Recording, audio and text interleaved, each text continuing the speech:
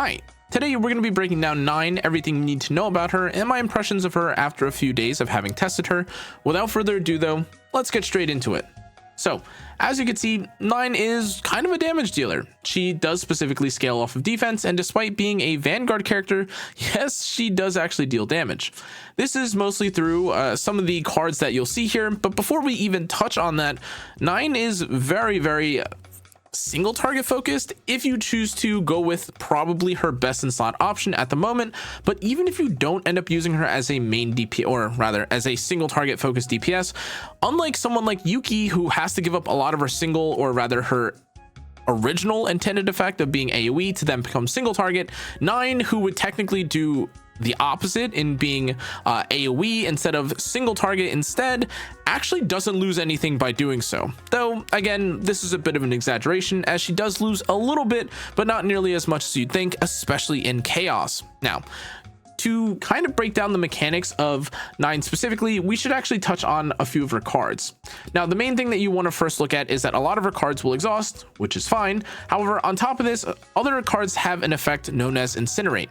Cards with Incinerate trigger additional effects with specifically or when they are exhausted. But on top of this, in terms of some of the other card effects that you'll see something known as Honed Edge. Now, Honed Edge non-plus, just Honed Edge by itself, provides a 20% multiplicative damage buff to all of 9's defense-based damage per stack up to a maximum of 3, which makes sense because she scales, of course, with defense. That said, there is also an Epiphany that we'll go over later that allows her to gain this Honed Edge plus effect, and this again is similar to the original Honed Edge effect, which increases or buffs defense damage specifically, but this also affects teammates as well as 9 herself, which is pretty impactful.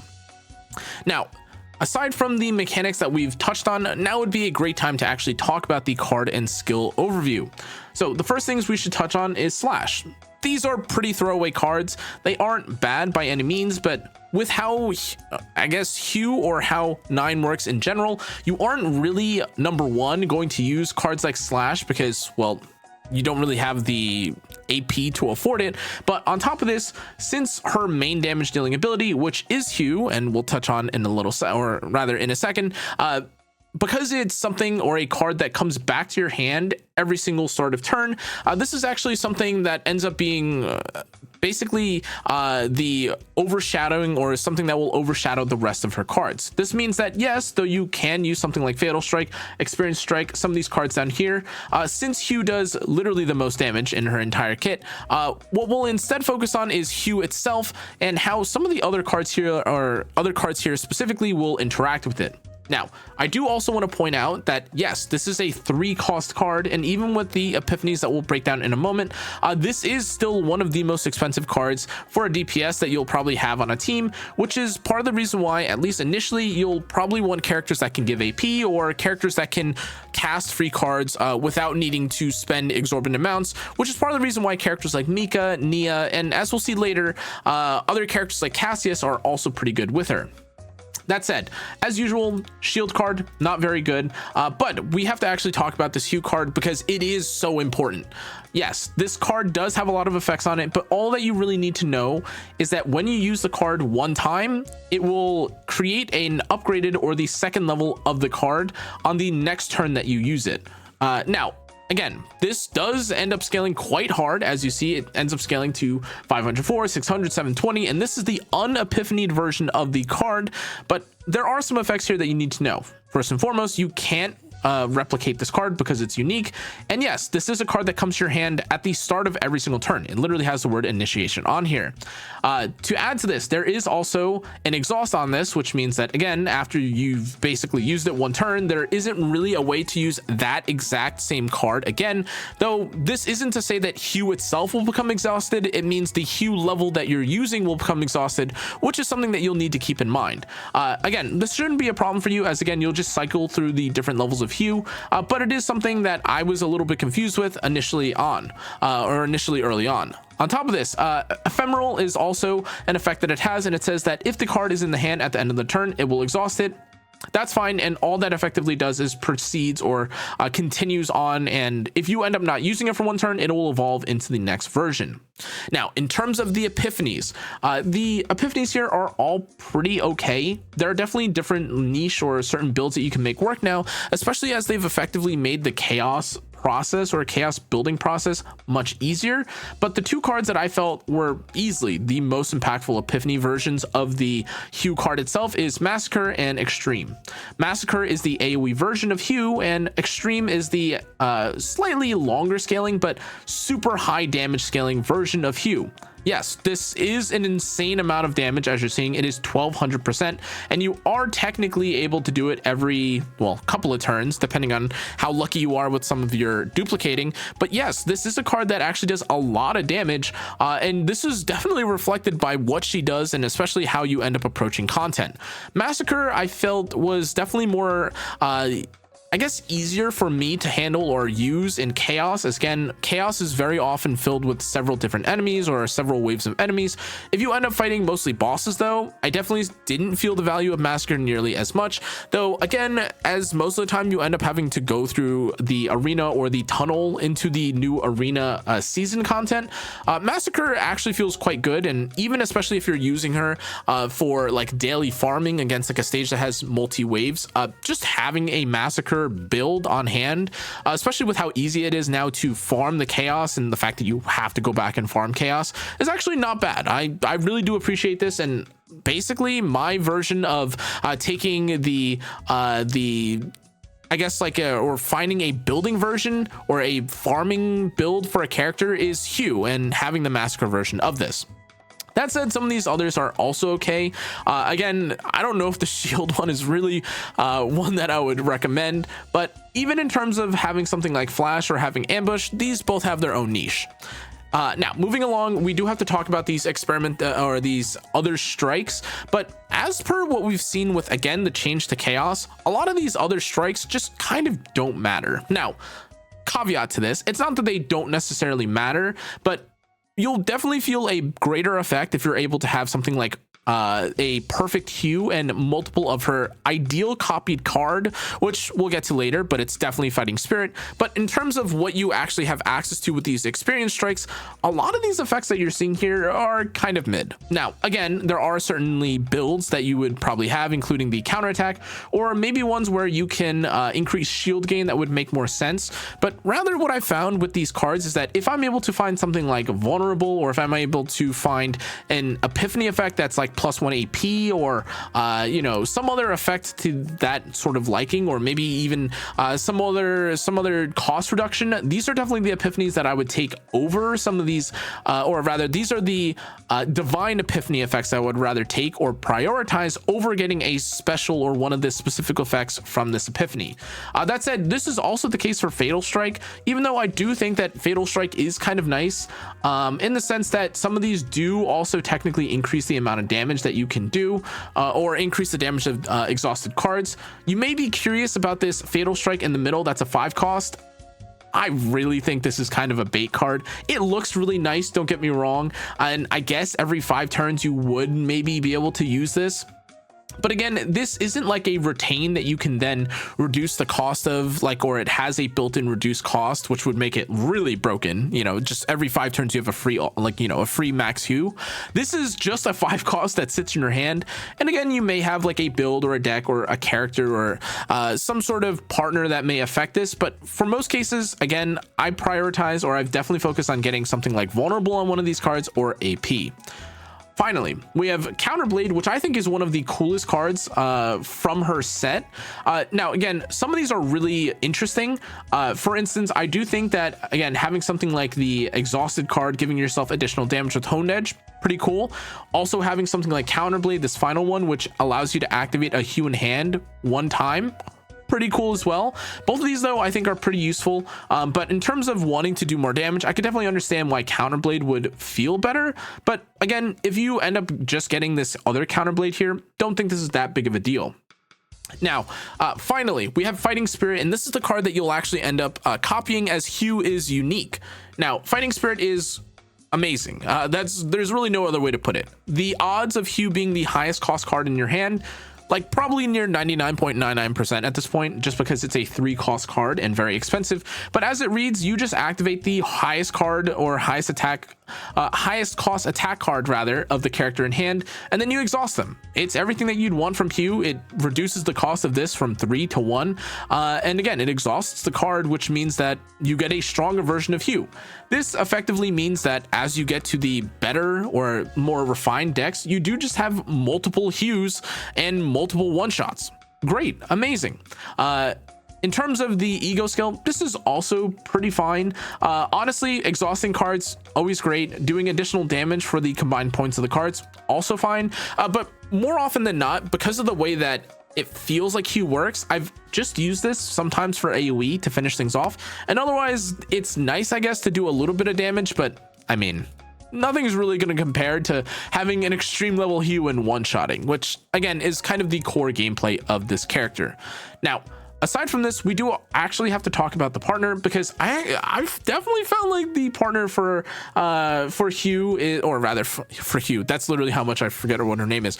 9 is actually pretty good. Alcia is a little bit, I would say definitely nicer. Number one, because you get the defense percent, or and this by itself is already pretty valuable. But on top of this, if you exhaust, you can increase the damage of the next attack by 20%. And then again, if you also have a 2 cost or higher, you gain a fixed shield, which does play nice with a lot of the different abilities and some of even the equipments that you'll see that you end up using on 9. But the reality is that if you don't end up having Alcia, I've seen other builds that definitely work.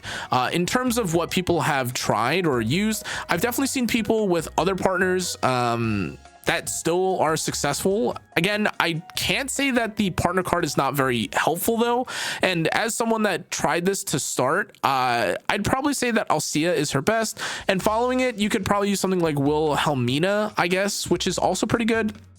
But again, both options are pretty competitive, though I definitely have appreciated the damage that you can get from the caustic remarks, which, whether that's really worth it for you, entirely up to you. Now, moving beyond this though, we do actually have to talk about the memory fragments, because these are basically what I have on screen right now. Now, in terms of the set that you'll have on, the personal set that I have on right now is this Beast's Yearning, but technically speaking, I've seen lots of discussion about Line of Justice being the best 4-piece set. Again, though, you do end up needing a bit of optimization, not just for this set, but in order to use the Line of Justice set. Oh, not this one. The Haru, I don't even know where it is. The Haru set, I believe, if I even have one at the moment. Well, okay, this is a pretty good explanation for why I don't have this. Basically, you need to have a lot of value, or you need to have a lot of min-maxing for the Line of Justice set. The 20% crit rate of cards that cost 2 or more, passive that the 4-piece Line of Justice has, does make it very competitive, and probably a little bit better, again, than something like the Beasts of Yearning set. But otherwise, this set is pretty much made for 9. The Beasts of Yearning set is pretty good. It gives you, or it increases the amount of order damage that you deal, and attack, or rather exhaust attack cards increase their damage by 30%, and it's up to 5 times per turn, which is already like, well, you're not really doing that 5 times a turn anyways. But anyways, moving along, Bullet of Order is also fine if you ended up farming that for someone like Yuki. And a 2, or rather a triple 2-piece set variation of having things like set Scarab, or having the crit damage and the attack sets, also fine. But rather, not the attack sets, the defense set is also fine, but just keep in mind again that there is obviously a set designed for her, and it is naturally going to be roughly 5 to 6% better. Now, in terms of main stats, you'll be happy to know that you are still looking at something like crit rate main. You're looking for order damage if possible on your 5th slot, and your 6th slot, of course, is going to be defense percent. This character is a defense scaler after all. On top of this though, if you do end up having to use something in place of it, missing a set, not the biggest, not the biggest deal in the world, as again, some people will end up using the 222 set, but naturally, again, you are going to be looking for defense percent, or as much defense percent as possible, alongside crit rate and crit damage. Now, let's actually talk about teams, which is probably the most interesting part about 9. I've seen a lot of different variations for teams work for 9, but admittedly, a lot of them feel kind of wasted. Now, that isn't to say that in especially this new hyper optimized version of or rather of Chaos Zero Nightmare, you aren't able to clear with like technically unoptimized lineups, but there are just as a result so many different teams and characters now that you could basically work with every character. The first character that unfortunately I don't have, but I've seen a lot of praise and a lot of acclaim for, is just running your typical Veronica with 9. Again, you have draw, you have AP if you get like the Divine Epiphanies, you have damage from her herself, which is really nice, especially in Chaos. But again, if you don't have someone like Veronica, you could also use Nia. Nia has definitely been one of the goats for me specifically. Her, in my case, is not perfect, but I've definitely spent loads of time running through different save datas to try and get BIS versions of Nia. And again, the idea of being able to activate a card from off field, or rather being able to activate a card without basically using its full cost, is always going to be nice. And Nia is definitely one of the standout characters in my opinion for a 9 specific build. But of course, we also have another lower cost character in the form of Mika. Mika's AP is just the goat. You know, that's kind of one of the nicest things that you can offer to a character who has high cost cards, and 9 is no different. Her high damage card is a 3 cost. And with this though, you may be curious about some of the other options. Like if you want to use someone like Nia, or if you want to use Mika, that's fine. But there are other characters, of course, that you have access to. Again, the character I think probably most people are going to be surprised to see so widely acclaimed with her is actually Orlea. And this is mostly because of how Orlea buffs damage. Having, again, a damage amplifier like Orlea is super nice, not just because she has the ability to apply Vuln, which is really nice too, but again, you also have like small bits and pieces here and there of healing if you need it, or if you're struggling. But even if you don't end up using Orlea, Magna is also pretty good, honestly. There's a lot of AoE vulnerability from Magna. And again, having different Divine Epiphanies, or having access to Divine Epiphanies more easily now, it does make her more accessible, or make more supports accessible in general. But as always, if you don't end up preferring someone or one of these other characters, you could always end up using characters like Ray or even Narja, both of whom I think are pretty good, especially when it comes to different sorts of buffing. Like it isn't necessarily one-to-one sort of buffing, but the reality is that again, because some of the buffing that you'll get from Ray and Narja is more additive or less suited specifically for 9, it does feel like these aren't nearly as insane. But considerations for these teams aside, if you're looking for probably the most comfortable or the most ideal setups for the characters, you're definitely looking for, again, 9 paired with basically any of the supports that I just listed. Likely though, probably someone like Orlea or Mika or Nia, and then followed by, again, your choice of final version or final, you know, flex pick. If that ends up being Nia, great. If that ends up being someone like Cassius, great. But again, the reality is that especially for Chaos, there's so many different teams that you could actually work with. Now, again, if we move more specifically though to save modes or some of the content, I definitely think that running someone like Orlea and then the Veronica, which is not on my account, would definitely be great. But following, again, also having someone like Narja and Veronica also works, or Narja and Nia, though again, these iterations I feel like are definitely more dependent on which build or how lucky you got with your setup, as opposed to how good the exact character or base character is. As again, if you don't have as good of a lineup right now and haven't pre-farmed it yet, or haven't farmed out a good deck for it, this will feel way more impactful than anything else. Now with this, I do actually want to go over my 9 save datas.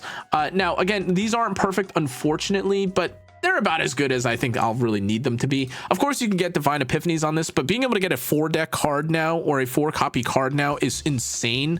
Or 4-copy card deck, yeah, there we go, is very, very insane. I wish, of course, I'd gotten like some of the better cards, or I'd gotten like the defense percent chess piece, which I think is probably the best option for this. But this is an extreme deck with 4 copies of Fighting Spirit, which does basically allow me to one-shot anything. But the reality is that, again, I often will also use something like Massacre here. This isn't perfect, this only has 3, and again, it isn't difficult necessarily anymore to get multiple copies, so it will take a couple runs, but the use case for both these are pretty obvious. And though again, this is not the perfect card either, this is way more than enough, even on auto, to kind of one-shot things while I'm just you know, AFK, I put her on the side. But even for more specific content or for more difficult content, I've definitely been using this extreme 4 times dupe version of the deck, which has been very nice, honestly. But now we should actually talk about the pros and cons for 9, because there are some pretty pronounced pros and cons here. For pros, she is definitely one of the stronger single target damage dealers in the game, and building her is pretty easy, honestly. You don't also really rely much on divine epiphanies like other characters, as you only have really one card that you care about. But even in terms of playstyles, you have a lot of different access or a lot of different builds that you can afford at the moment. On top of this, of course, in terms of her cards, you don't really have an expensive deck. All you really have to do is get rid of these 3 cards and then, you know, get the perfect hue and then copy as many times as possible. But on top of this, hue is also a card that comes back every single turn, which makes every turn also feel really impactful even early on. Finally, though, if we move to cons, this is a character who needs a lot of card draw, so again, you can actually get these fighting spirits if you're a bit unlucky, but these are also not cheap cards either. This fighting spirit does cost 1, and though it would be amazing if you could get like a 0 cost, the reality is that, well, you'd have to be really lucky with, like, again, your setup to try and get a super slim or thin AP list sort of deck. So in any case, though, guys, that's pretty much all I have for 9. I think she's really cool. I'm gonna go over 9 and her partner a bit more in a separate video, but as always, I apologize for a bit of the rambling. I've just personally been, I mean, you guys can see it through my save data. I've ran through so many runs already, or I've gone through so many runs already of 9. I do also want to point out that, as far as I understand, this purple equipment, if you're curious about equipment, this is an equipment piece that, despite it looking like the best in slot option, and oh my god, look at how RNG loss I got on this effect, but this effect is, or this weapon, though it looks really good, I believe is only obtainable from a clone event. And even though, and as you can see here, I technically could have had an extreme or a 4th extreme card here, but I just got unlucky because this event basically asked me, do you want this purple weapon or do you want a 4th fighting spirit? I decided to take the weapon to see how impactful it would be. As far as I understand, 4 fighting spirits should just be better than a purple or mythic weapon, which is unfortunate, but that's kind of the reality of things here, which is that if you don't end up, or if you are trying to use something like this, you would probably have to give something up. Unless if I'm misunderstanding from the event detail, I've never gotten it anywhere else. But in any case, there is actually a purple piece of gear that you can get from here that gives you 12% defense, which, again, since she scales with defense, is basically a damage increase. But in terms of that, I would definitely advise you, I should say, to avoid this if possible, especially if it's in exchange for a clone or a copy event. Otherwise, feel free to do as you like, and I believe her best setup probably has, probably Rage Potion, the purple 12% defense, and either Veiled Thorn or the Hammer, depending on which one you're looking for. But yeah, that's all I have on 9. I'm pretty excited for her. I will see you all in the next one. Stay safe, stay healthy. Good night.